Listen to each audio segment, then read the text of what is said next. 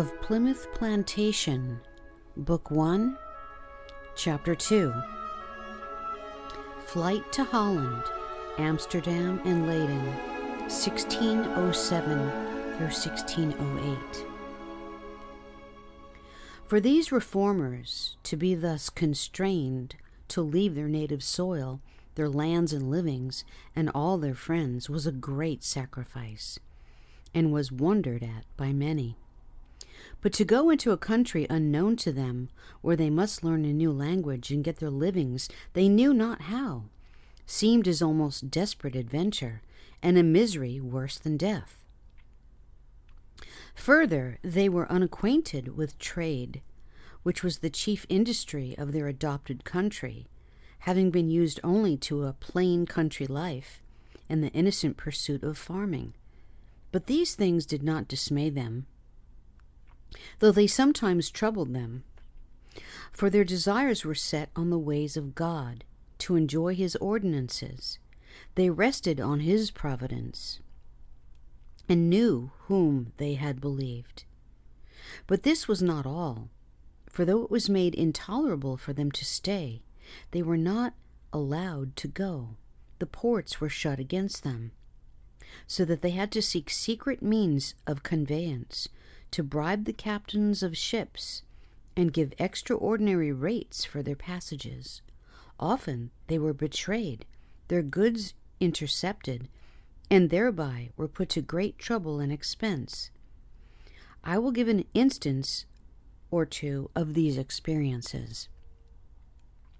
A large number of them had decided to take passage from Boston in Lincolnshire, and for that purpose had hired a ship wholly to themselves, and made agreement with the captain to be ready at a convenient place on a certain day to take them and their belongings. After long awaiting and great expense, he had not kept day with them. He came at last and took them aboard at night. But when he had secured them and their goods, he betrayed them, having arranged beforehand with the searchers and other officers to do so. They then put them in open boats, and there rifled and ransacked them, searching them to their shirts for money, and even the women, further than became modesty, and took them back to the town, and made a spectacle of them to the multitude that came flocking on all sides to see them. Being thus rifled and stripped of their money, books, and other property, they were brought before the magistrates, and messengers were sent to inform the lords of the council about them. The magistrates treated them courteously and showed them what favor they could, but dare not free them until order came from the council table. The result was, however, that after a month's imprisonment, the majority were dismissed and sent back to the places whence they came. But 7 of the leaders were kept in prison and bound over to the assizes. Next spring there was another attempt made by some of the same people, with others, to get over from a different place. They heard of a Dutchman at Hull, who had a ship of his own belonging to Zealand, and they made an agreement with him and acquainted him with their plight, hoping to find him more reliable than the English captain had been, and he bade them to have no fear. He was to take them aboard between Grimsby and Hull, where there was a large common a good way from any town. The women and children, with all their effects, were sent to the place at the time arranged in a small bark which they had hired, and the men were to meet them by land. But it so happened that they all arrived a day before the ship came, and the sea being rough, and the women very sick, the sailors put into a creek hard by, where they grounded at low water. The next morning the ship came, but they were stuck fast and could not stir till about noon. In the meantime, the captain of the ship, seeing how things were, sent his boat to get the men aboard, whom he saw were ready, walking about the shore. But after the first boatful was got aboard, and she was ready to go for more, the captain espied a large body of horse and foot, armed with bills and guns and other weapons, for the countryside had turned out to capture them. The Dutchman, seeing this, swore his country's oath, sacrament, and having a fair wind, weighed anchor, hoist, sail, and away.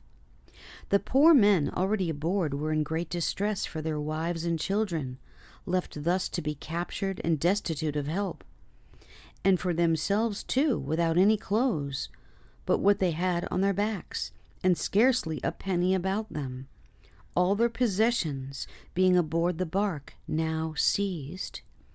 It drew tears from their eyes, and they would have given anything to be ashore again. But all in vain, there was no remedy. They must thus sadly part.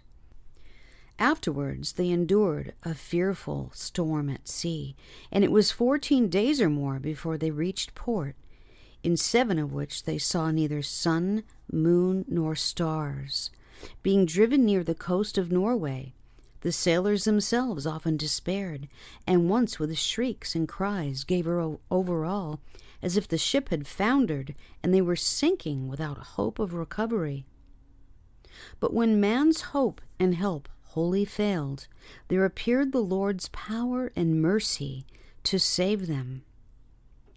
For the ship rose again and gave the crew courage to manage her. If modesty permitted, I might declare with what fervent prayers the voyagers cried to the Lord in their great distress, even remaining fairly collected when the water ran into their mouths and ears, and when the sailors called out, we sink, they cried, if not with miraculous, yet with sublime faith. Yet, Lord, thou canst save. Yet, Lord, thou canst save. Upon which the ship not only righted herself, but shortly afterwards the violence of the storm began to abate, and the Lord filled their afflicted minds with such comfort as but few can understand, and in the end brought them to their desired haven, where the people came flocking, astonished at their deliverance, the storm having been so long and violent. But to return to the rest where we left them. The other men, who were in greatest danger, made shift to escape before the troops could surprise them, only sufficient staying to assist the women. But it was pitiful to see these poor women in their distress. What weeping and crying on every side, some for their husbands carried away in the ship, others not knowing what would become of them and their little ones. Others again melted in tears, seeing their poor little ones hanging about them, crying for fear and quaking with cold. Being thus apprehended, they were hurried from one place to another, till in the end the officers knew not what to do with them. For to imprison so many innocent women and children only because they wished to go with their husbands seemed unreasonable and would cause an outcry. And to send them home again was as difficult, for they alleged, as was the truth, that they had no homes to go to, for they had sold or otherwise disposed of their houses and livings. To be short, after they had been thus turmoiled a good while, and conveyed from one constable to another, they were glad to be rid of them on any terms, for all were wearied and tired of them. Though in the meantime they, poor souls, endured misery enough, so in the end necessity forced a way for them. But not to be tedious, I will pass by other troubles which they endured in their wanderings and travels, both on land and sea. I must not omit, however, to mention the fruit of it all. For by these public afflictions their cause became famous, and led many to inquire into it, and their Christian behavior left a deep impression on the minds of many. Some few shrank from these first conflicts, and no wonder, but many more came forward with fresh courage and animated the rest. In the end, notwithstanding the storms of opposition, they all got over, some from one place, some from another, and met together again with no small rejoicing.